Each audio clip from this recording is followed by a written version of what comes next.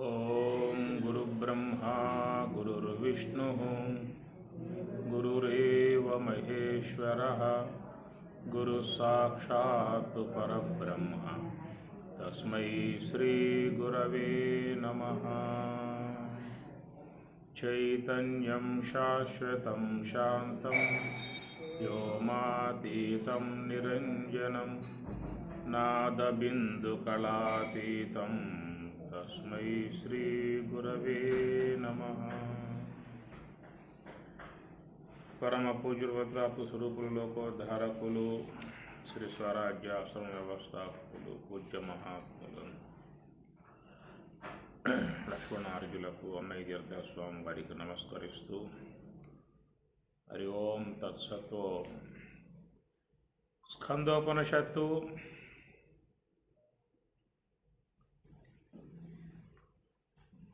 స్కందోపనిషత్తు కుమారస్వామి వారు ఏ యొక్క దివ్య అనుభవాన్ని పొందారో అంశాలు ఇక్కడ చెప్తున్నటువంటి విధానము. అచ్యుతోస్మి మహాదేవ తవ కారుణ్యలేశతః విజ్ఞానఘన ఏవాస్మి శివోస్మి కిమతః పరం. అచ్యుతః అస్మి మహాదేవ, ఓ పరమేశ్వర, తవ కారుణ్యలేశతః, తవ అంటే తమ యొక్క కారుణ్యం అనుగ్రహముతో అచ్యుతః అస్మి అనగా స్వరూప భావాన్ని నేను పొందగలిగాను అన్నారు. విజ్ఞాన ఘన ఏవ అస్మి కిం అతః పరం, ఇంతకంటే పరం వేరైనటువంటిది కిం ఏమున్నది, ఇంతకు మించి ఏమీ లేదు. విజ్ఞాన ఘన ఏవ అస్మి, నేను విజ్ఞాన ఘనుడను అస్మి అయి ఉంటిని. నిన్న ఈ విషయాన్ని గురించి మనం ప్రస్తావించుకోవటం జరిగింది. అచ్యుతః అస్మి అనే పదము అహం బ్రహ్మాస్మి అన్నటువంటి అర్థాన్ని సూచిస్తుంది. ఎందుకంటే అచ్యుతః అన్న బ్రహ్మము అన్న ఒకటే కనుక ఇచ్యుత జారిన విధానం జీవుడు అని చెప్పుకున్నాం. తన స్వరూప స్థితి నుంచి పూర్తిగా జారిపోయి దేహ వ్యామోహాలలో పడిపోయిన విధానము. ఈ సంసారాదులలో మునిగిపోయాడు, రాగద్వేషాలలో కొట్టుమిట్టాడుతూ ఉన్నాడు, ఇంద్రియాలకు లోలుడై దాసుడై జీవిస్తూ ఉన్నాడు. ఈ విధముగా ఉన్నంతకాలం జీవుడు పొందేటువంటివి అనేక బాధలు, దుఃఖములు, వేదనలు. ఈ భవసాగరంలో ఈదటం అనేటువంటిది ఏర్పడి ఉన్న విధానం జీవునికి. ఈ భవసాగరం, దాన్నే పరమాత్మ గీతలో మృత్యు సంసార సాగరాత్ అని కూడా స్వామి పేరు పెట్టారు. మృత్యు రూపమై ఉన్నటువంటి సంసార సాగరం అని స్వామి చెప్పిన మాట. అట్లా దాన్ని భవసాగరము. ఈ ప్రకారంగా ఈ జన్మ పరంపరలుగా పోయేటువంటి పరిస్థితి జీవునికి ఎందుకు ఏర్పడింది అన్న విషయం చూసినట్లయితే, తన స్వరూప స్థితి నుంచి జారిపోయిన విధానము, దాని కారణంగా మరి జీవభావన పొంది అజ్ఞానాదులలో తగులుకొని ఈ విధముగా ఉన్నటువంటి జీవులందరూ కూడా చ్యుతులు అనగా బ్రహ్మము నుండి జారిపోయారు. బ్రాహ్మీ అనుభవాలు లేవు. తిరిగి మరలా ఆ బ్రాహ్మీ అనుభవమే పొందాలనేటువంటి ఎంపర్లాట అయితే ఉన్నది. బ్రహ్మమునందే ఉండాలని, బ్రహ్మముతోనే ఉండాలని, బ్రహ్మములో లీనమై ఉండాలని అపేక్షలు మాత్రం లోకంలో సకల జీవులకు, సకల మానవులకు ఉన్నది. ఏంటో ఈ అపేక్ష అంటే, నేను ఎప్పుడూ ఆనందంగా ఉండాలి, ఆనందించాలి అనేటువంటి భావనయే బ్రహ్మముతో ఉండేటువంటి యొక్క అపేక్ష. ఎందుకంటే ఆనందం అనేది పరమాత్మ స్వరూపం కనుక ఎవరైతే జీవితంలో ఆనంద అపేక్ష కలిగి ఉన్నారో వాళ్ళందరూ కూడా బ్రహ్మమును ఆకాంక్షించిన వాళ్ళే అవుతున్నారు. కనుక ఈ ప్రకారముగా ఆ బ్రహ్మమునందు ఉండి బ్రహ్మానంద భరితులై మహాత్ములు జ్ఞానులు ఆ స్థితిలో ఉండిపోయారు. ఇక వాళ్ళకి జారే విధానం లేదు. ఆ బ్రహ్మమునందే ఆనందిస్తూ ఉంటారు. జాగ్రత్త అవస్థలో ఉన్నా దేంట్లో ఉన్నా కానీ స్వరూప భావం నందు ఉంటూ బ్రహ్మముతో ఆనందిస్తూ బ్రహ్మము నందు లయిస్తూ ఉండే విధానం అది అచ్యుత అనేటువంటి భావన. మరి ఈ ప్రకారంగా అలాంటి అనుభవం పొందాలని చెప్పనంటే ముఖ్యంగా గురు అనుగ్రహం చాలా ఉండాలి. దైవానుగ్రహం అనేది ఉండటం కారణముగా వానికి గురువు ప్రాప్తించాడు. దైవానుగ్రహం ఉన్నటువంటి వారికి గురువు ప్రాప్తించే విధానం ఉంటుంది. మరి ఆ గురువు ప్రాప్తించినప్పుడు ఆ అనుగ్రహానికి మనం పాత్రలు అయినప్పుడు వారి ద్వారా పరోక్ష జ్ఞానాన్ని పొందటం జరుగుతుంది. అనేక శాస్త్రములలోని అంశాలు ఆయన మనకు తెలియజేసే విధానం ఏర్పడుతుంది. భగవద్గీత, ఉపనిషత్తులు ఇత్యాది ఏవైతే ఉన్నాయో అవన్నీ కూడా సులభముగా అర్థమయ్యే రీతిలో మనకి ఆయన అందిస్తాడు. ఏ ప్రకారముగా పసిబిడ్డ తినటానికి యోగ్యముగా ఉండే విధానముగా తల్లి ఆహార పదార్థాన్ని మెత్తగా చేసి ఏ విధంగా అందిస్తుందో అట్లాగా కఠినమై ఉన్నటువంటి అంశాలను కూడా సులభతరం చేసి ఎట్లా చెబితే అర్థమవుతుందో వాళ్ళకి అన్న రీతులలో ఆయన గారు ముఖ్యంగా చెప్పాల్సి ఉంటుంది. కాబట్టి ఆ ప్రకారంగా చెప్పి వాళ్ళను జ్ఞానవంతులుగా చేస్తాడు. అజ్ఞానంలో మునిగిపోయి ఉన్నటువంటి మానవులను ఆయన ముందు జ్ఞానవంతులుగా చేస్తాడు. జ్ఞానావగాహన కలిగిన తర్వాత వారికి ఇక నిర్దేశం మార్గోపదేశం అనేది చేయటం గురువు చేసే పని. దానికే మనం చెప్పుకుంటున్నటువంటివి చతుస్సోపానములు అనేది కూడా అది గురుదేవుని ద్వారా ఇవ్వబడేటువంటి ఉపదేశ వాక్యములు. అది 4 సోపానాలు అని కదా. సోహం, తత్వమసి, అహం బ్రహ్మాస్మి, సర్వం కల్విదం బ్రహ్మ అనేటువంటి వాట్లను మహావాక్యములు అన్నారు.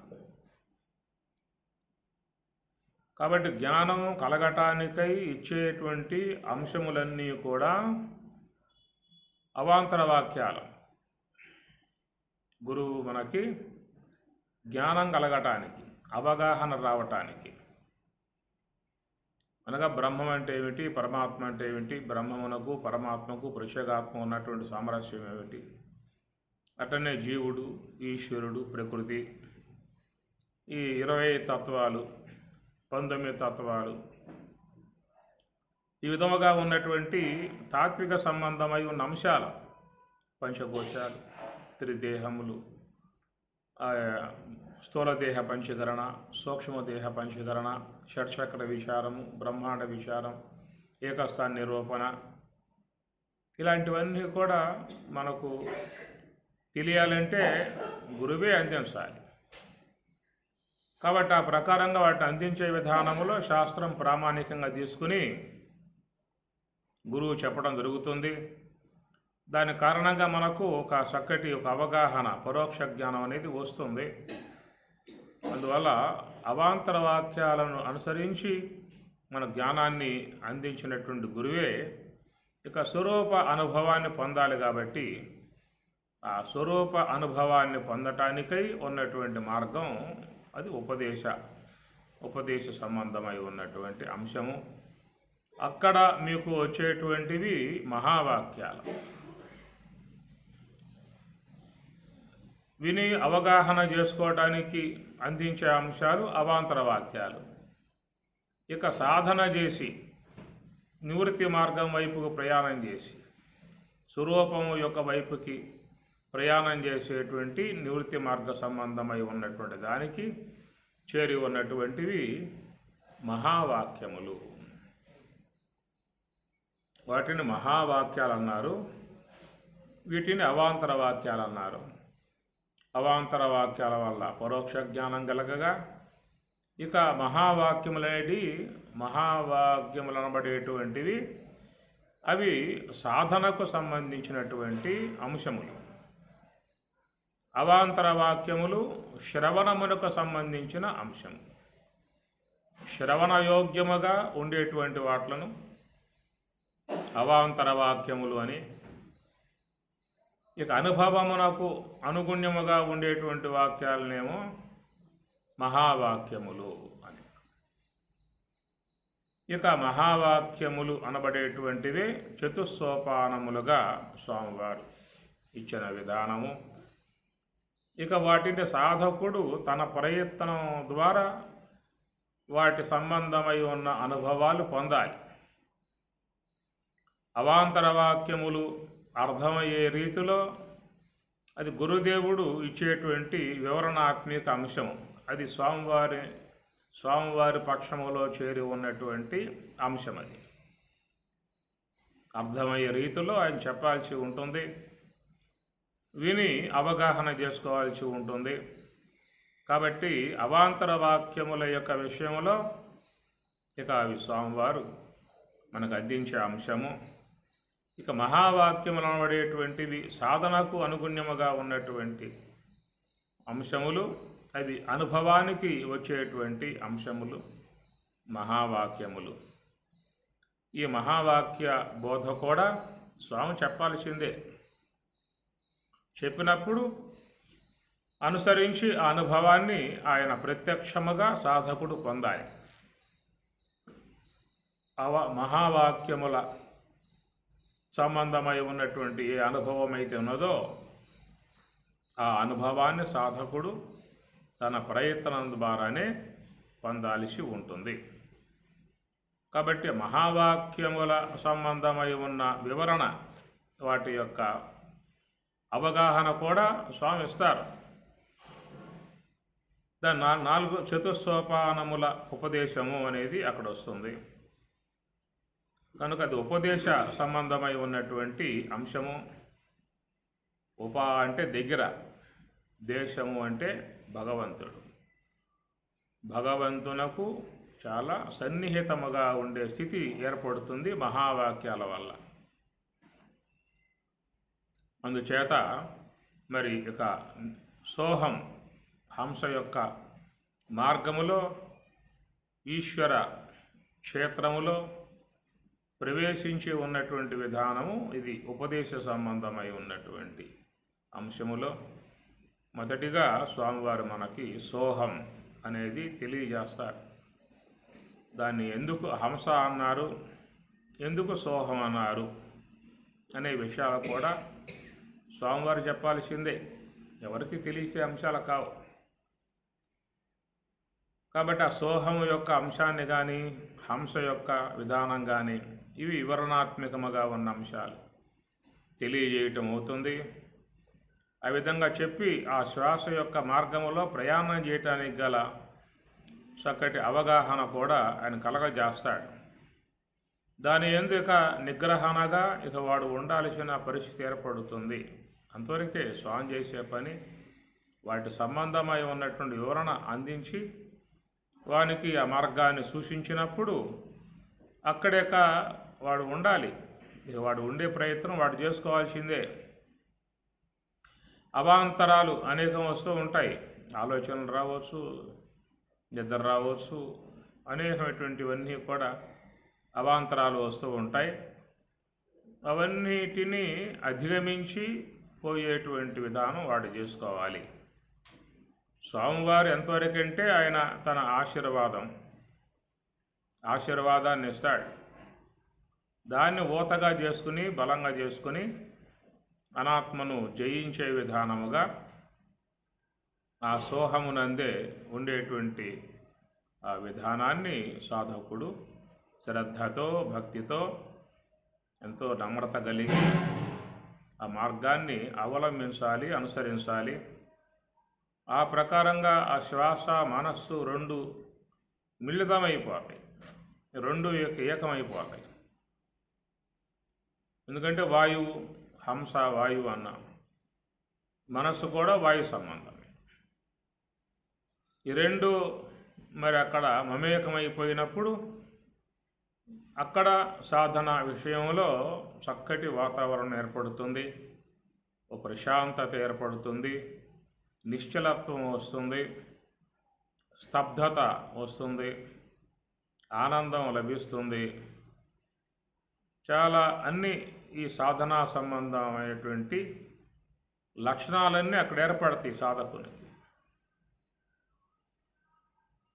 అలాంటి ఆ ధ్యాన స్థితిలో అట్లాగా ఉండిపోవటం అవుతుంది. లెగవాలనే కోరిక రాదిక.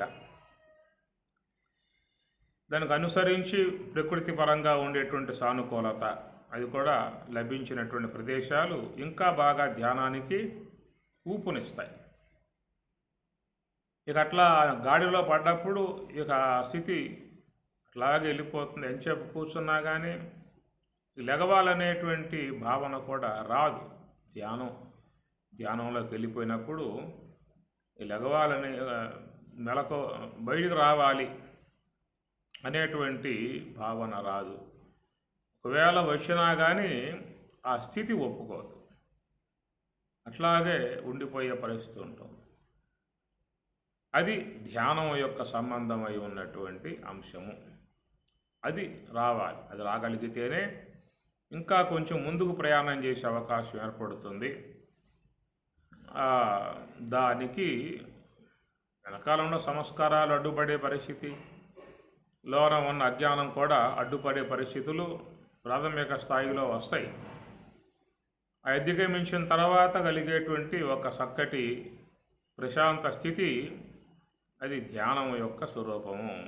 ప్రశాంత మనసం హేయనం యోగినం సుఖం ఉత్తమం ఉపైతి శాంతరజసం బ్రహ్మభూతం అకల్మషం. ప్రశాంత మనసం హేనం, అది ఒక ప్రశాంతమైనటువంటి మనస్సు. ఆ స్థితి అనేటువంటిది వచ్చిన వాళ్ళకే తెలుస్తుంది. అది ఎలా ఉంటుందో అది వాళ్ళకు మాత్రమే అవగాహన అవుతుంది. యోగినం సుఖం ఉత్తమం, ఉత్తమమై ఉన్నటువంటి ఆ సుఖస్థితి. ఉపైతి శాంతరజసం, అది రావటం వల్ల కారణం ఏంటంటే ఉపైతి శాంతరజసం, రజసం రజోగుణం. ఈ రజోగుణం అనేది శాంతించింది. అది కనుక విజృంభించిందా అంటే చాలా ఇబ్బంది. ధ్యానంలో ఆలోచనలు పుంకాలుగా వస్తూ ఉంటాయి. ఎలాంటి విధాయకాలుగా అడ్డుకునే పరిస్థితి మన దగ్గర ఉండదు.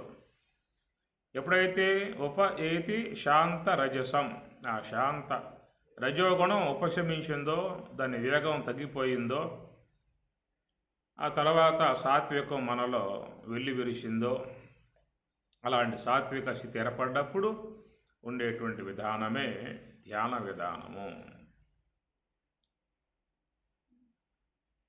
అది చాలా గొప్పది. దాన్ని చెప్పటానికి మాటలు లేవు. ఎన్ని మాటలు చెప్పినా అది పూర్ణమైనటువంటి యొక్క అనుభూతిని, అవగాహనను ఇవ్వలేవు. అది దానిలోకి పోయి దాని యొక్క స్థితిని పొందినటువంటి వాళ్ళకు మాత్రమే తెలియబడేటువంటి విధానం అది.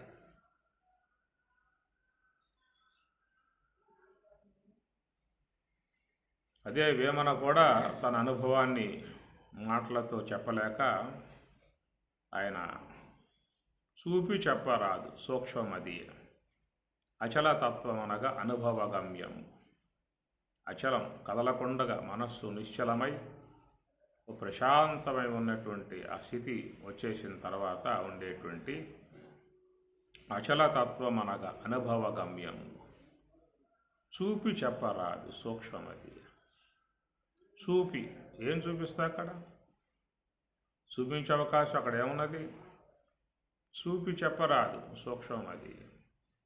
మదికి తోచుగాని మర్మమెన్నగరాదు. అది మదికి అనగా ఆ ధ్యానములో ఉన్న వాళ్ళకి తెలియబడేటువంటి అంశమే తప్ప మర్మమెన్నగరాదు. ఆ స్థితిని చెప్పటానికి ఎవరికి కూడా సాధ్యమయ్యేది కాదంటాడు వేమన. తనకు అనుభవం ఉన్నది కాబట్టి ఆ మాటల్లో ఆయన చెప్పగలిగాడు. అలాంటి ఆ స్థితిలోకి సాధకుడు వెళ్ళిపోతాడు. దానికి మనం చెప్పుకున్నాం కదా, తవ కారుణ్య లేశత. ముఖ్యంగా గురు కటాక్షం, గురు అనుగ్రహం అనేది చాలా చాలా దానికి అవసరమై ఉన్నటువంటి విధానం సాధకునికి. అవి మనకి శాస్త్రాలలో కూడా పరమహంసల వారు వివేకానంద స్వామికి తన యొక్క అస్తమస్తక సంయోగం చేత ఆ దివ్యత్వమును ప్రసాదించిన విధానం చూస్తాం. అట్లా ఆంజనేయ స్వామి కూడా రామచంద్రుడు ఆ దివ్యత్వమును ప్రసాదించిన విధానం చూస్తాం. అట్లా శంకరాచార్యుల వారు తమ శిష్యులకు ఆస్థామలకుడు, తోటకాచార్యులు, అలాంటి సురేశ్వరాచార్యులు, అలాంటి వాళ్ళకు ఆయన ప్రసాదించినట్లుగా చూస్తాం. ఇవన్నీ కూడా ఉన్నాయి. అది ఒక దైవ అనుగ్రహం అని, గురువు అనుగ్రహం అని ఉన్నప్పుడే ఆ స్థితుల్లోకి, ఆ దేవభూముల్లోకి, దివ్యకాంతుల్లోకి, ప్రశాంతమై ఉన్నటువంటి పరమాత్మ ప్రదేశానికి చేరుకునే విధానం అక్కడ మనకి చెప్పేటువంటి మాట. అది గురువు అనుగ్రహంగా తవ కారుణ్య లేశత అనే పదంతో ఆయన చెప్తున్నటువంటి అంశము. ఎప్పుడైతే ఆ విధముగా ప్రశాంతమై ఉన్నటువంటి స్థితికి వెళ్ళిపోయామో, ఆ తర్వాత అక్కడ మనస్సు పూర్తిగా నిశ్చలమైపోతుంది, ఆగిపోతుంది. ఈ మనస్సు ఆగిపోవటంతో ఈ శ్వాస కూడా ఏం చేసేది లేక అది ఆగిపోతుంది. రెండు ఆగిపోతుంది. మనస్సు ఆగితే శ్వాస ఆగే విధానం ఒక ప్రక్రియ రూపకంగా అక్కడ ఉన్నది. మనస్సు ధ్యానంలో ఆగిపోయే కొద్దీ శ్వాస కూడా ఆగిపోయే పరిస్థితి. అలాంటి ఆ స్థితిలో ఇక మనస్సు అనేది పూర్తిగా తన రూపాన్ని కోల్పోయి అక్కడ శుద్ధాంతఃకరణం అనే బుద్ధి రూపము వచ్చేస్తుందని చెప్పి, అక్కడ ఉండేది కేవలం అంతఃకరణంలో భాగం శుద్ధాంతఃకరణం బుద్ధి. అది బుద్ధి రూపము దాల్చి అక్కడ అంతర్ముఖంలో ప్రయాణం చేసే విధానం ఏర్పడుతుంది. ఎక్కడైతే పూర్తిగా అంతఃకరణం బుద్ధి రూపమై ఆ అంతఃకరణము శ్వాస రెండు కూడా నిశ్చల స్థాయికి, కదిలిక చాలా తక్కువగా ఉన్న స్థాయికి వెళ్ళిపోయిన పరిస్థితి. అలాంటి ఆ స్థితిలో అక్కడ జీవుడు పూర్తిగా తన జీవత్వమును వీడి ఈశ్వరత్వంలోకి వెళ్ళిపోవడం జరుగుతుందని చెప్పి, అనగా మలినములన్నీ కూడా తొలగిపోవడం కారణంగా మలిన సాత్వికం అనేది అంతరించి శుద్ధ సాత్వికత ఏర్పడుతుంది. కనుక ఆ శుద్ధ సాత్విక విద్య అనేటువంటి దాన్ని అనుసరించి అక్కడ జీవుడు అనేది లేకుండా ఆయన ఈశ్వరుడు అయి ఉన్న విధానం, ఈశ్వరాంశమును పొంది దాన్ని శివజీవైక్యము అనే మాట వాడి. శివజీవైక్యము అనగా శివుడు జీవుడు ఒకటే అయ్యారు అక్కడ. కాబట్టి జీవుడు లేడిక, ఉన్నది ఎవరంటే శివుడే. శివతత్వంలో ఉండిపోవటం అవుతుంది. అలా ఉండిపోయేటువంటి అంశాన్ని మహాత్ములు మనకు చెప్పే విధానంగా, అది కూడా ఉపదేశ విధానంలో చేరిన అంశం, రెండో సోపానముగా శిష్యులకు అందించేటువంటి విధానము. ఇట్లా 4 సోపానాలు, వాటికి ఉన్నటువంటి ప్రాముఖ్యత, ప్రత్యేకత, ఏ అనుభవ విధానముగా ఉంటాయో అవన్నీ కూడా తెల్లగా వాళ్ళు తెలియజేసి సాధన మార్గంలోకి వాళ్ళని ప్రవేశింపచేస్తారు. పోవాల్సింది మాత్రం వీడే. అయినా కానీ గురువు యొక్క సహకారం, ఆయన యొక్క ఇచ్చే వివరణ, ఆయన చెప్పేటువంటి యొక్క అంశ విధానములు అవి దృష్టిలో పెట్టుకుని స్వామి చెప్పిన ప్రకారముగా అవి నాకు కలిగినాయా లేదా ధ్యానములో, ఆయన చెప్పిన ప్రకారంగా నేను ప్రయాణం చేస్తున్నానా లేదా, ఆయన చెప్పినటువంటి అంశాలు ఏమన్నా నాలో కలుగుతూ ఉన్నాయా అనేటువంటిది కూడా అవగాహనకి అనుభవానికి వస్తాయి.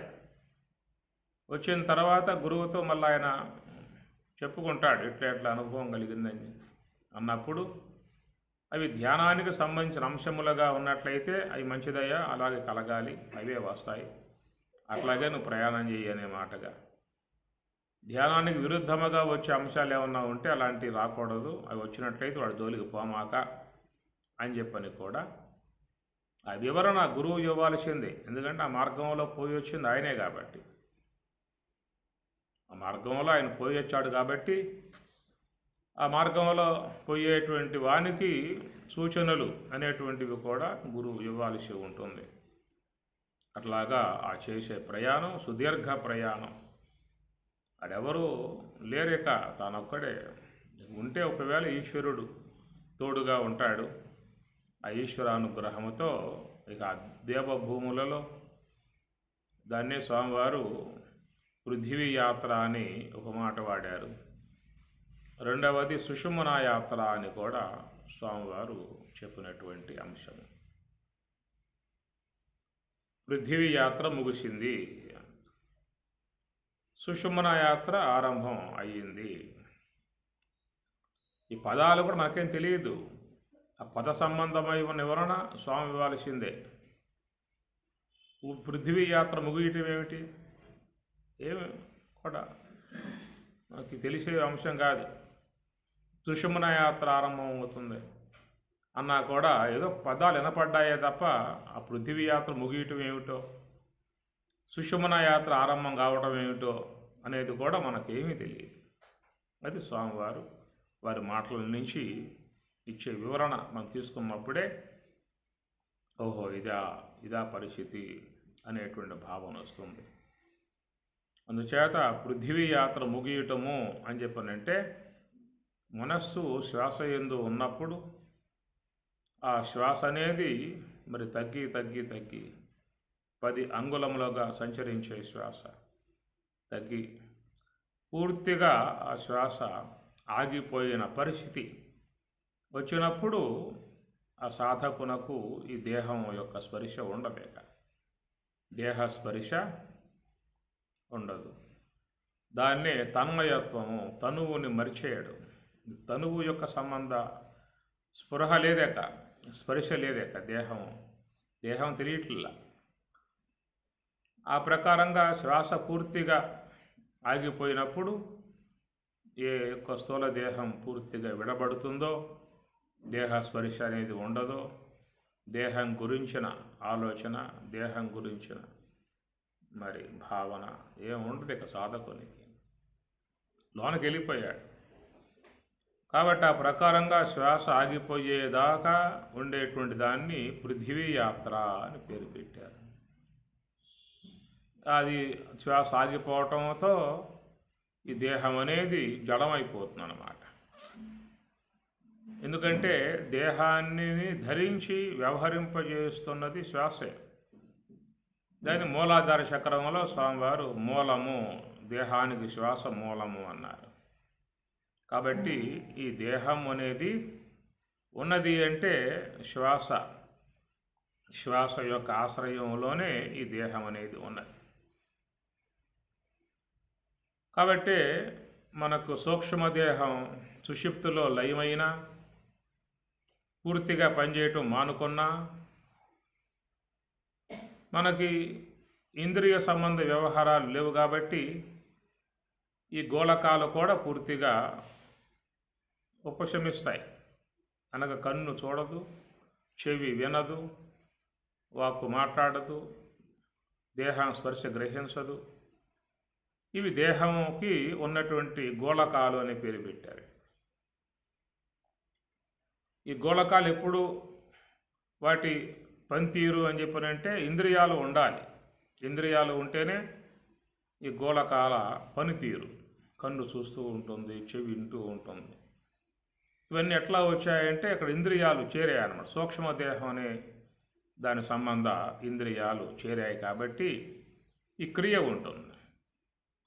నిద్రా సమయంలో ఆ సూక్ష్మదేహం, ఇంద్రియాత్మక సూక్ష్మదేహం పూర్తిగా విశ్రమించింది కాబట్టి ఇక ఈ గోళకాలకు పని లేదిక. నేత్రానికి చూసే పని లేదు, చెవికి వినే పని లేదు, త్వగేంద్రియానికి స్పర్శ గ్రహించే పని లేదు. ఏం తెలియవేక, ఇంద్రియాలు లేవు కాబట్టి తెలియవు. గోళకాలు ఉన్నాయి, పని చేయట్లా. కానీ శరీరం లోపల ఉన్న అవయవాలు పనిచేస్తూ ఉన్నాయి. ఈ గోళకాలు పనిచేయటం వరకే లేదు, కానీ శరీరంలో ఉన్న భాగాలు పనిచేస్తూ ఉన్నాయి. పనిచేయటం కారణం ఏంటంటే అవి శ్వాసకు ముడిపడి ఉన్నాయి కాబట్టి. గోళకములు పనిచేయకపోవడం కారణం ఏంటంటే అవి సూక్ష్మదేహ ఇంద్రియాలతో ముడిపడి ఉన్నాయి కాబట్టి. సూక్ష్మదేహ ఇంద్రియాలు ఎప్పుడు విశ్రాంతిని పొందాయో గోళకాలకు పని లేదేక, మొత్తం సప్పగా పడి ఉన్నాయి. ఈ గోళకములు స్థూల దేహమునందే ఉన్నాయి, లోన ఉన్న అవయవములు స్థూల దేహంతోనే ఉన్నాయి. రెండు స్థూల దేహమే. అనగా శ్రోత్రాది గోళకాలు స్థూల దేహం అనుసరించే ఉన్నాయి. లోన ఉన్న అవయవాలు స్థూల దేహాన్ని అనుసరించే ఉన్నాయి. కానీ ఇవి మాత్రం పనిచేయటం అనేది లేదు. లోన ఉన్న అవయవాలు మాత్రం పనిచేసే విధానం ఉన్నది.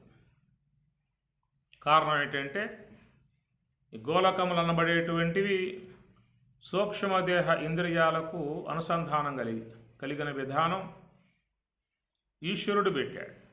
అంత ఈశ్వర నియామకమే. ఇంద్రియములు ఉన్నప్పుడు పనిచేసే విధానముగా గోళకాలుగా పెట్టాడు. శ్వాస అనేది ఉన్నంత వరకు పనిచేసే విధానము అవయవాలకు పెట్టాడు. కాబట్టి గోళకములు విశ్రమించినా కానీ లోన ఉన్న అవయవాలు మాత్రం విశ్రమించటం లేదు. మరణ పర్యంతం అవి పనిచేయాల్సిందే. ఎందుకంటే అవి ఆ శ్వాసకు ప్రాణముతో ముడిపడి ఉన్నటువంటి అంశాలు అవన్నీ కూడా. ఏనాడు ప్రాణం ఆగుతుందో ఇక ఆనాడే అవయవాలు కూడా శాంతిస్తాయి, అంతవరకు పనిచేస్తూ ఉంటాయి. అందుచేత మరి ఈ శ్వాస అనబడే దాంతో ఈ స్థూల దేహంలో ఉన్న అవయవాలు జతపడి ఉన్నాయి కాబట్టి శ్వాస ఉన్నంతకాలం పనిచేయాల్సింది. మరి యోగ సమాధిలో మరి ఆ శ్వాస పూర్తిగా ఆగిపోతుంది అన్నారు కదా. మరి ఆగినప్పుడు మరి అవయవాలు పనిచేస్తాయా, మానుకుంటాయా? అంటే అక్కడ మొత్తం కూడా అది యోగ సమాధి అనేటువంటి ఆ స్థితిలో ఇక స్థూలదేహ సంబంధ అవయవములు కూడా పనితీరు ఆగిపోయిన పరిస్థితే. మరి అన్నీ ఆగిపోయిన పరిస్థితి అయితే ఇక అది దేహం శవస్థాయికి పోవాలి కదా.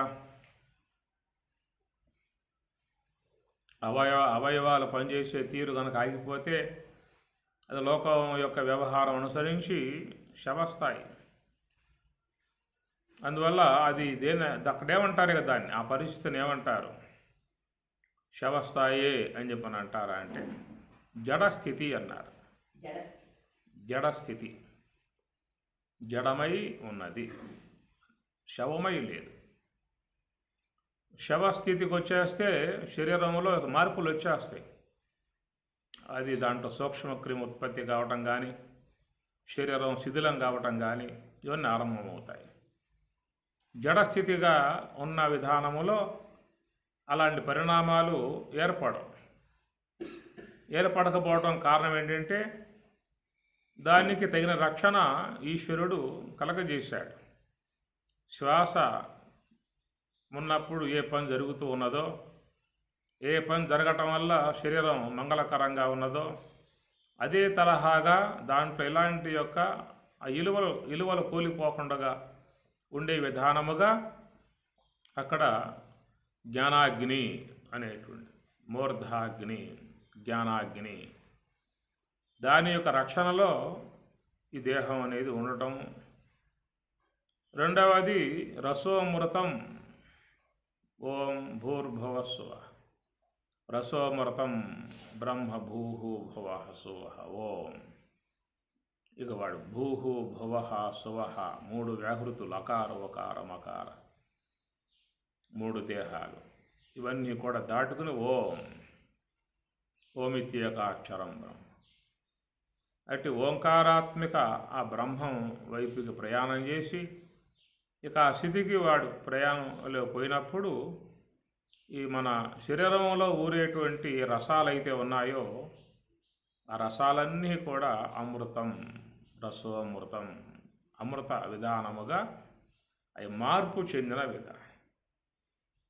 కాబట్టి వాడు ఆ ధ్యానములో ఎంతసేపు యోగ సమాధిలో ఉంటాడో అంతసేపు ఏ యొక్క శ్వాస పూర్తిగా ఉపశమించిందో ఆ శ్వాస యొక్క బాధ్యత ఇక్కడ ఆత్మాగ్ని, అట్లనే ఆ యొక్క రసాలలో ఏర్పడేటువంటి అమృతము, వాటికి ఆ బాధ్యత వహించిన విధానం. కనుక శరీరాన్ని చక్కగా కాంతివంతముగా మంగళకరంగా చేసే విధానం. కాంతి తగ్గల, ఎందువల్ల జ్ఞానాగ్ని ఉంది కాబట్టి కాంతివంతంగా ఉంటుంది. అమృత ధారలు ఏర్పడిన విధానం కాబట్టి శరీరంలో ఎలాంటి యొక్క మరి శిథిల పరిస్థితికి పోకుండా కాపాడేటువంటి విధానము. అవి అక్కడ ఉండేటువంటి ప్రక్రియలో మరి ఆ శ్వాస పూర్తిగా ఆగిపోయి శరీరం జడం కావటాన్ని పృథివీ యాత్ర ముగిసిన విధానం. అప్పుడు పృథివీ యాత్ర ముగిసినట్లు అన్నారు. ఆ తర్వాత అక్కడి నుంచి సుషుమ్న యాత్ర అనేది స్వామి చెప్పిన మాట. దాన్ని భగవద్గీతలో కూడా స్వామివారు భ్రువోర్ మధ్యే ప్రాణం ఆవేశ్య సహా తం పరం పురుషం ఉపయేతి. భ్రువోర్ మధ్యే ప్రాణం ఆవేశ్య అనగా భృగుటి మధ్యంలోకి ఆ ప్రాణవాయువు ప్రవేశిస్తుంది అని గీత ప్రామాణికం కూడా ఉన్నది. అట్లా మనస్సు శ్వాస రెండు కూడా పూర్తిగా ఆగిపోయి ఎక్కడి నుంచి ఈ శ్వాస అనేది పుట్టి వస్తూ ఉన్నదో ఆ శ్వాస పుట్టి వచ్చేటువంటి స్థలం దాన్ని సుషుమ్న అన్నారు. ఆ సుషుమ్న నుంచి పుట్టి వచ్చే శ్వాస ఇక తన స్వస్థలంలోకి వెళ్ళిపోయింది. ఎక్కడి నుంచి అయితే పుట్టుక కలిగి శ్వాస వస్తూ ఉన్నదో ఈ ధ్యానములో తిరిగి మరలా శ్వాస అనేది తాను పుట్టిన స్థలం వైపుకే ప్రయాణం చేసి ఇక అక్కడ ఆ సుషుమ్న ద్వారంలో తన గమనాన్ని పూర్తిగా ఉపసంహరించుకుంటుంది. అత్యతిష్ట దశాంగులము అనే విధానముగా ఈశ్వరాజ్ఞను పొంది 10 అంగుళములుగా సంచరిస్తూ ఉన్నటువంటి అది తన గమనాన్ని పూర్తిగా ఉపసంహరించుకున్న విధానము. ఎప్పుడైతే తన గమనాన్ని పూర్తిగా ఉపశమింపజేసుకున్నదో, గమనాన్ని పూర్తిగా లేకుండా చేసుకున్నదో, తనకు మూలమై ఉన్న స్వరూపం మహాకారణము అన్నారు కదా, ఆ మహాకారణ స్వరూపముగా ఉంటుంది అక్కడ. దాన్ని శుద్ధ సాత్విక బ్రహ్మాకార వృత్తి అని చెప్పి అన్నారు. శ్రీకర బ్రహ్మాకారుని ప్రాకటముగమదిని చేర్చి ప్రణవాకృతితో సోకి నటించెడి జ్ఞప్తిని పాకముగని దాటువాడు భక్తుడు వేమ. శ్రీకర బ్రహ్మాకారుని ప్రాకటముగమదిని చేర్చి, దాన్ని బ్రహ్మాకార వృత్తి అన్నారు. దాన్నే అర్ధమాత్ర. అర్ధమాత్ర అక్షర నిత్య స్వనిర్వాచ్య పదాత్మిక. అర్ధమాత్రయే ఓంకార స్వరూపం. అర్ధమాత్ర ఓంకారము. అట్టి ఆ ఓంకార విధానమే శుద్ధ సాత్విక బ్రహ్మాకారము అన్నారు. అది ఈశ్వర స్వరూపము అన్నారు. కాబట్టి ఈ ప్రకారముగా 10 అంగుళములుగా సంచరిస్తూ సకల జీవులకు సకల దేహాలకు రక్షణకు అవసరముగా ఉంటూ అన్ని దేహాలను కూడా కాపాడే బాధ్యతగా వహిస్తూ తనను విభజించుకొని దశవిధ వాయువులకు విభజించుకొని ఆ శరీరాన్ని కాపాడటమే పనిగా పెట్టుకున్నటువంటి ఈ శ్వాస హంస సోహం ఆ ధ్యానమునందు పూర్తిగా అక్కడక ఉపశమించిన విధానము. ఆనాడే ఆ శ్వాసకు పూర్తిగా విశ్రాంతి, శ్వాసకు విశ్రాంతి. ఏమి ఇంద్రియాలకు విశ్రాంతి, గోళకాలకు విశ్రాంతి అనేది అందరికీ ఉన్నది. కానీ శ్వాసకు విశ్రాంతి అనేది ఎప్పుడంటే తురీయం అనేది పొందినప్పుడు. ఆ తురీయ ప్రయాణములోనే ఆ శ్వాసకు విశ్రాంతి అనేది ఏర్పడుతుంది. అందువల్ల సుషుమ్న నుండి పుట్టి బయటకు వచ్చేటువంటి శ్వాస ఇక తన స్వస్థలంలోకి వెళ్ళిపోయిందనమాట. ఆ స్వస్థలంలోకి వెళ్ళిపోయినప్పుడు అక్కడ శ్వాస అనే పేరు లేదు, మహాకారణము అనే పేరు ఏర్పడుతుంది. కనుక మహాకారణమే ఓంకార స్వరూపము. అట్టి అర్ధమాత్ర బ్రహ్మములో విలీనం కావటం, దాన్ని ప్రణవాతీత స్థితి అన్నారు. యకారం అనగా ఈ యొక్క శ్వాస మహాకారణం రూపం పొందే పరిస్థితి వరకు ఇది ప్రణవ ప్రయాణం. ఈ ప్రణవ ప్రయాణములో శ్వాస తగ్గే కొద్దీ అది మహాకారణం వైపుకి ప్రయాణం చేసే కొద్దీ తన యొక్క అంశములుగా ఉన్నటువంటి అకార ఉకార మకార స్థూలదేహమునందు అకారాన్ని ఉంచింది, సూక్ష్మదేహమునందు ఉకారాన్ని ఉంచింది, కారణదేహమునందు మకారమును ఉంచింది. కాబట్టి ఆ ప్రకారంగా ఓంకారంలో ఉన్నటువంటి తన స్వరూపం విభజన చేసుకుని అకారాన్ని స్థూలదేహమునందు, ఉకారమును సూక్ష్మదేహమునందు, మకారమును కారణదేహమునందు ఉంచి తాను మూలస్వరూపముగా మహాకారణముగా అర్ధమాత్రగా తాను అక్కడ నిలిచి ఉందన్నమాట. అర్ధమాత్రగా మహాకారణముగా ఉన్న తానే మళ్ళా స్థూలమగు శ్వాసగా రూపము ధరించి మరి ఈ దేహాన్ని కాపాడేటువంటి పనిగా పెట్టుకున్న విధానము. ఎప్పుడైతే గురు అనుగ్రహానికి పాత్రుడై నివృత్తి మార్గోపదేశాన్ని పొంది మనస్సుని ప్రపంచ వస్తువుల విషయాల నుంచి విడదీసి ఇక శ్వాస యందు పెట్టే పనిగా పెట్టుకున్నాడో ఇకప్పుడు ఈ శ్వాస అనేది తన ప్రయాణం పరం వైపుకి ప్రయాణం చేయటం ఆరంభం అవుతుంది.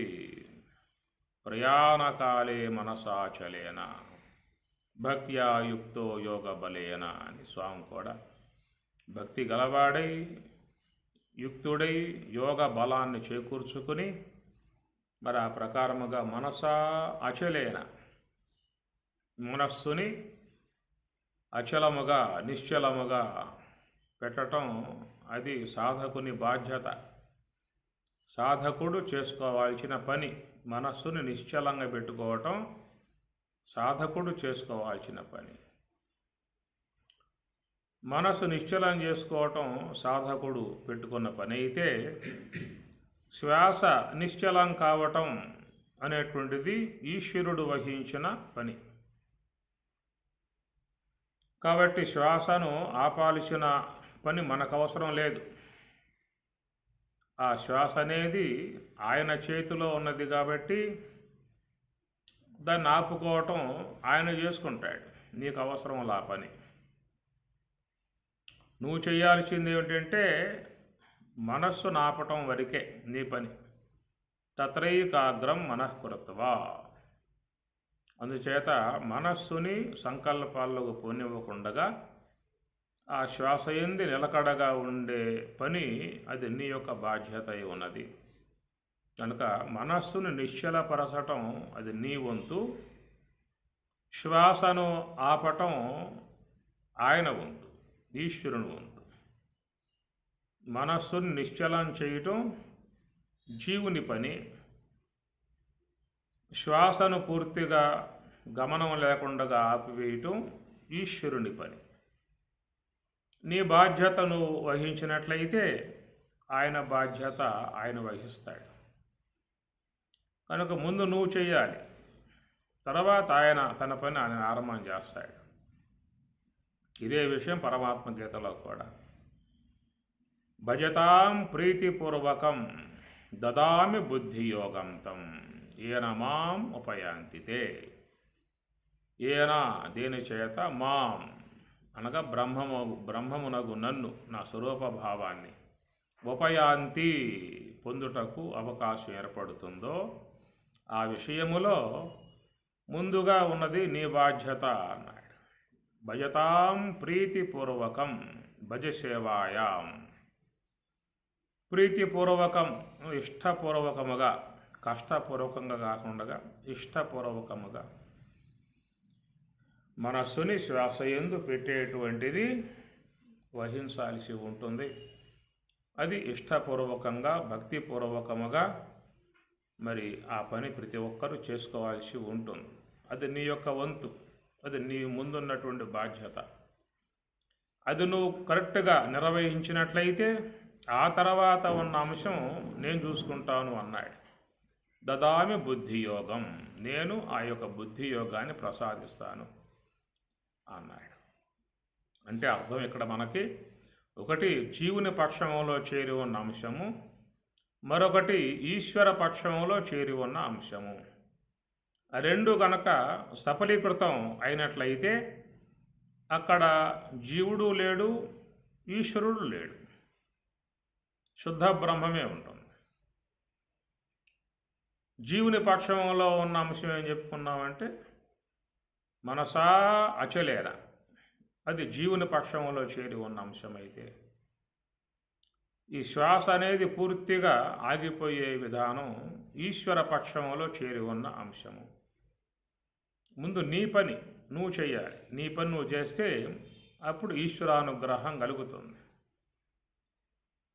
మామేవ ఏ ప్రపద్యంతే మాయాం ఏతాం తరంతితే అని ఆయన చెప్పిన, ఆయన అక్కడ ఉన్నాడు, నేను చూసుకుంటాను అన్నాడు, నేను నీకు సహాయపడతాను అన్నాడు. ఈ స్వరూప భావన పొందే విషయంలో నా సహకారం నీకు పూర్తిగా ఉంటుంది అనే మాట ఈశ్వరుడు చెబుతూ ఉన్నాడు. మోక్షయిష్యామి మా శుచః సర్వధర్మాన్ పరిత్యజ్య, ఇది జీవుని పక్షంలో చేరి ఉన్న అంశము.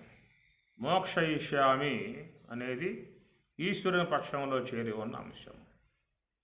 కనుక నీవు నీ యొక్క అంశాన్ని పర్ఫెక్ట్గా శ్రద్ధాపూర్వకముగా చక్కగా దాన్ని ఆచరించాల్సి ఉంటుంది. ఆ ప్రకారముగా ఇరువురు కూడా సహకారం ఏర్పడ్డప్పుడే నీకు పురుషోత్తమ ప్రాప్తి అనేటువంటిది కలుగుతుంది. ఇరువురి సహాయం ఉండాలి, జీవుడు సహకరించాలి, ఈశ్వరుడు సహకరించాలి. కాబట్టి జీవుడు సహకరించే విధానములో మనస్సుని నిశ్చలంగా చేసుకోవటం ఈయన పరిధిలో చేరి ఉన్న అంశమైతే, శ్వాసను పూర్తిగా లేకుండా ఉండే విధానం చేయటం ఈశ్వర పరిధిలో చేరి ఉన్న విధానము. కాబట్టి ఆ రెండు కూడా నిర్వర్తింపబడితేనే నీకు పురుషోత్తమ ప్రాప్తి, శుద్ధ బ్రహ్మ స్థితి. ఆ శుద్ధ బ్రహ్మ స్థితి అనేటువంటి కాడ ఇక అక్కడ జీవుడు వీగిపోయాడు, ఈశ్వరుడు వెనక్కి వచ్చేసారు. ఇక అక్కడ ఇద్దరు అవసరం లేదు. ఆ స్థితిలో జీవుడు అవసరం లేదు, ఈశ్వరుడు అవసరం లేదు. అందుకే పరమాత్మ చెప్పే మాటలో యస్మాక్షరం అతీతో అక్షరాదిపిచ ఉత్తమ అతోస్మి లోకే వేదేశ ప్రదిత పురుషోత్తమ అన్నాడు. యస్మా అక్షరం అతీతోహం, క్షరుడికి అతీత, అక్షరుడికి అతీత. ఈ క్షరుడు జీవుడు, అక్షరుడు ఈశ్వరుడు. ఇరువురికి అతీతముగా ఉన్న స్థితి పురుషోత్తమ స్థితి, అది బ్రహ్మము అన్నారు. కాబట్టి ఇరువురి యొక్క అంశం ఎంతవరకు అని చెప్పానంటే మనసును పూర్తిగా ఆపివేయటం జీవుని అంశంలో చేరి ఉన్నది. శ్వాసను పూర్తిగా ఆపివేయటం ఈశ్వర అంశంలో చేరి ఉన్నది. కాబట్టి ఈ రెండు కూడా సఫలీకృత అయినప్పుడే నీకు శుద్ధ బ్రహ్మం అనేటువంటి స్వరూపాన్ని పొందటం జరుగుతుంది. అది అహం బ్రహ్మాస్మి అనే మహావాక్య అనుభవానికి చేరిపోయే విధానం ఉంటుంది. కాబట్టి ఇక్కడ చూసినట్లయితే స్వామివారు మంచిగా చక్కగా ఒకటి పృథివీ యాత్ర అని, ఇప్పుడు సుషుమ్న యాత్ర అని రెండు పదాలు మన ముందు పెట్టి మరి పృథివీ యాత్ర అనేది ముగియటానికి ఇక్కడ మరి మనస్సు నిశ్చలమయ్యే కొద్దీ శ్వాస కూడా నిశ్చలమవుతుంది. ఈ ప్రకారముగా శ్వాస మనస్సు రెండు పూర్తిగా ఆగిన పరిస్థితి సుషుమ్న ద్వారా ప్రవేశము, అది పృథివీ సుషుమ్న యాత్ర అని అన్నారు. ఆ సుషుమ్న యాత్రలో అక్కడ ఉన్నటువంటి మరి మహాకారణముగా ఉన్నటువంటి ఓంకారం, దాన్ని అనుసరించి ఉన్నటువంటి బుద్ధి, ఎందుకంటే మనస్సు అనేది పూర్తిగా తన యొక్క రూపం కోల్పోయింది కాబట్టి ఆ మనస్సే బుద్ధి అనే రూపములో ఆవిర్భావం అయింది కనుక శుద్ధాంతఃకరణము అనే విధానములో అటు శుద్ధాంతఃకరణముకు బుద్ధి, అటు మహాకారణముగా ఉన్నటువంటి ప్రణవస్వరూపం ఉన్నటువంటి మహాకారణము, ఈ రెండు కూడా అక్కడ చేసే ప్రయాణం, దాన్ని అంతర్యాగం అని కూడా చెప్పుకొచ్చారు. జ్ఞానాగ్ని దాన్ని అక్కడ అంతర్యాగము, ఆ సుషుమ్నలో జరిగే ప్రయాణం సుషుమ్న యాత్ర అనే దాంట్లో బ్రహ్మార్పణం, బ్రహ్మ హవి, బ్రహ్మాగ్నౌ బ్రహ్మణాహుతం, బ్రహ్మైవతేన గంతవ్యం బ్రహ్మ కర్మ సమాధిన అనేది అక్కడ సుషుమ్న యాత్రలో చేరి ఉన్నటువంటి అంశాలు చక్కగా శ్లోకంలో చొప్పించాడు స్వామివారు. అర్పణం బ్రహ్మము, హవిస్సు బ్రహ్మము, ఏమి చేసేవాడు బ్రహ్మము, చేయించేవాడు బ్రహ్మము, మొత్తం కూడా అక్కడ లయమైపోయినప్పుడు తురియ అతీతములో మొత్తం సుషుమ్న యాత్రలో మొత్తం లయమైపోయినప్పుడు బ్రహ్మైవతేన గంతవ్యం పొందబడేటువంటి వస్తువు కూడా బ్రహ్మ ఏవ, బ్రహ్మమే, పొందినవాడు బ్రహ్మమే, పొందబడిన వస్తువు బ్రహ్మమే. ఆ విధముగా ఆ బ్రహ్మమే తానై ఉన్నటువంటి విధానం చేరినప్పుడు దాన్ని సమాధిన అనే పదం, బ్రహ్మ కర్మ సమాధిన, అట్టి ఆ నివృత్తి మార్గం యొక్క సంబంధమై ఉన్న మార్గంగా ప్రయాణం చేసేది బ్రహ్మ కర్మ అయితే ఆ ప్రయాణములన్నీ కూడా లయమైపోయి చివరికి తురియ అతీతములో బ్రహ్మమే తానై ఉన్నటువంటి విధానమే సమాధిన, అది యోగ సమాధి అని చెప్పనేటువంటి యొక్క పరిస్థితి. ఇది కేవలం ఒక గొప్ప స్థితి, ఇది మహాత్ములందరూ కూడా ఆస్వాదించిన స్థితి. మనం ఎవరైతే బ్రహ్మవేత్తలుగా, జ్ఞానులుగా, మరి ఋషులుగా కొనియాడుతూ ఉన్నామో వాళ్ళందరూ కూడా ఆ స్థితిని పూర్ణముగా అనుభవించిన స్థితి. మెలగుట సాలించి మీలిత నేత్రుడై శాంతుడై జడత లేక ప్రాణ మనోబుద్ధి పంచేంద్రియంబులు బహిరంగ వీధుల బారనీయక జాగరణాధిక స్థాన త్రయము దాటి పరమమై ఉండేటి పదము తెలిసి బ్రహ్మభూతత్వ సంప్రాప్త విక్రయుడై అని మన భాగవతంలో ఆ పరిపూర్ణటువంటి యొక్క స్థాయిని గురించి చెప్పుకొస్తాడు.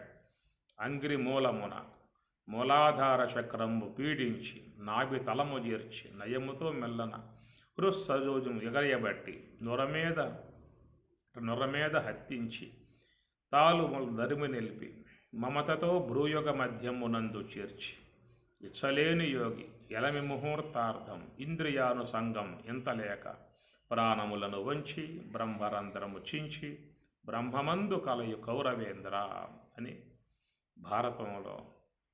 భాగవతంలో వాటిల్లో వచ్చేటువంటి అంశం. ఎన్ని కూడా చూస్తే మహాత్ములు అట్టి మార్గంలో ప్రయాణం చేసి ఆ బ్రహ్మము యొక్క అనుభవంలోకి వాళ్ళు చేరుకున్నారు, బ్రహ్మస్వరూపులయ్యారు, ఋషులయ్యారు. అలాంటి తత్వ విధానాన్ని మనకి స్వామివారు ఎంతో చక్కగా బోధించినటువంటి విధానము, అటు సశాస్త్రీయముగా చెప్పుకొచ్చే విధానం. అట్టి ఆ స్వరూప స్థాయికి పోవటం అని చెప్పనంటే మాత్రం మనకు ముఖ్యంగా ఈశ్వర కరుణ, గురు అనుగ్రహం అనేటువంటి ఉన్న విధానము నుంచే సాధకుడు నిరాఘాటముగా ఎలాంటి ఆటంకాలు లేకుండా ప్రయాణం చేసే విధానం ఏర్పడుతుంది. అది తవ కారుణ్య లేశత అచ్యుత అస్మి. అలాంటి స్థితిని పొందటానికి మరి మహాత్ముల అనుగ్రహం అనేటువంటి భావన, అలాంటి సర్వోన్నతమై ఉన్నటువంటి స్థితి సద్గురుదేవుడు, జగద్గురువు లక్ష్మణార్యులు, సద్గురుదేవుడు అన్నయ్య తీర్థస్వామి వారు, పూజ్య మహాత్ములందరూ అనుగ్రహించి చక్కటి మార్గాన్ని మనకి అందించి అనుగ్రహించి ప్రసాదించుదురుగాక అని చెప్పని కోరుకుంటూ, ఓం సహనా భవతు సహనౌ భునక్తు సహ వీర్యం కరవావహై తేజస్వినావధీతమస్తు మా విద్విషావహై. ఓం శాంతి శాంతి శాంతి. హరి ఓం తత్సతు. శ్రీ గురుభ్యో నమః.